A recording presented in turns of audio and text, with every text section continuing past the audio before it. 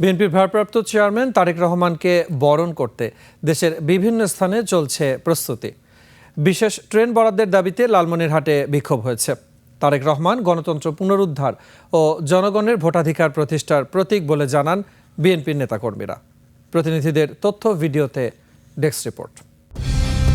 Colour expert, George sap এবং mild on hands technology সমৃদ্ধ Orix crystal wash আপনার laundry expert. বৃহস্পতিবার তারেক রহমানের স্বদেশ প্রত্যাবর্তন উপলক্ষে বিশেষ ট্রেন বরাদ্দের দাবিতে লালমনিরহাটে রেলপথ অবরোধ করে বিক্ষোভ করেছে দলটির নেতাকর্মীরা। তাদের অভিযোগ, বুধবার লালমনিরহাট থেকে ঢাকা যাওয়ার উদ্দেশ্যে ভাড়ার বিনিময়ে একটি বিশেষ ট্রেন বরাদ্দ দেওয়ার কথা থাকলেও তা রেল কর্তৃপক্ষ এখন পর্যন্ত বরাদ্দ দেয়নি। ঢাকায় যাওয়ার কথা ছিল আমাদের নিয়ে, আমরা সেই ট্রেনটি না পাওয়া পর্যন্ত আমাদের আন্দোলন আরো তীব্র থেকে তীব্রতর হবে। ব্রাহ্মণবাড়িয়ার কসবা উপজেলায় আনন্দ মিছিল ও সমাবেশ হয়েছে।